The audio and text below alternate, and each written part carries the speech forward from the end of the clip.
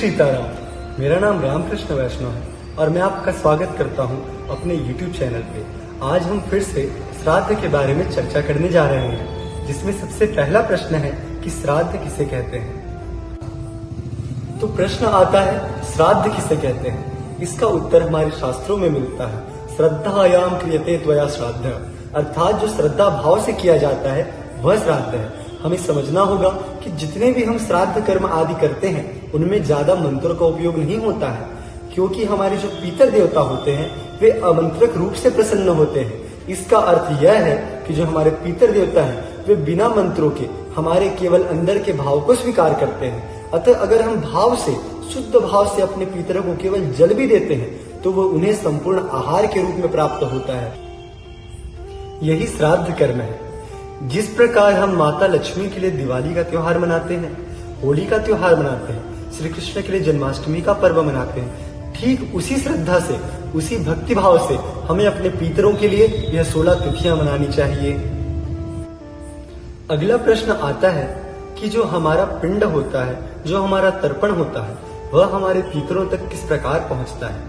अनेकानेक प्रश्न आते हैं कि भाई मेरे जो पूर्वज होंगे, अर्थात चलिए ठीक है कि मेरे दादाजी, पिताजी, ये लोग तो अभी अभी किसी न किसी लोक में होंगे, पर जो मेरे परदादा आदि होंगे जिनके नाम से हम तर्पण करते हैं, वो तो किसी न किसी रूप में पुनर्जन्म ले चुके होंगे, तो उन तक हमारा तर्पण किस प्रकार पहुंचता है।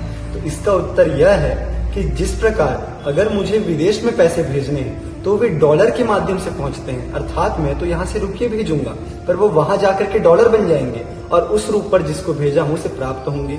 उसी प्रकार अगर मान लीजिए कि मेरे पूर्वज शेर बन जाते हैं तो वह शेर बनकर के जिस मांस को खाएंगे, जिस तत्व को खाएंगे, वह तत्व वही है जो मैंने तर्पण के रूप में अर्पण किया था। मेरा दिया हुआ अर्घ्य, मेरा दिया हुआ तर्पण ही मेरे पितरों को इस जन्म में किसी न किसी आहार के रूप में प्राप्त होगा। यहाँ तक कि आप और हम भी जिस आहार को खा रहे हैं, किसी न किसी जन्म में हम जब जन्म लिया होगा, हमने जब जन्म लिया होगा, तब हमारे वंश ने हमें अर्पण किया होगा, हमें अर्घ्य दिया होगा। वही अर्घ्य आज हम सबको भोजन के रूप में प्राप्त हो रहा है।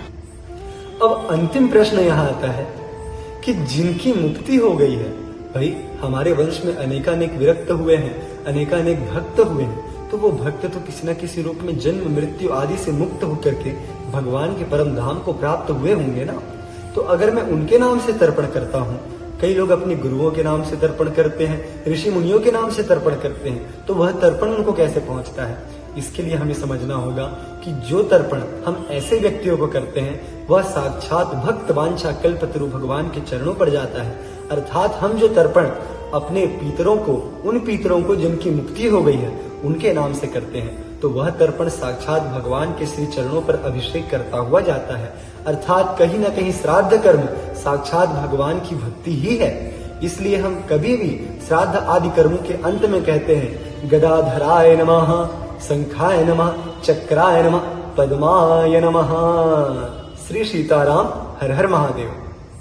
धर्म की अधर्म का प्राणियों में विश्व का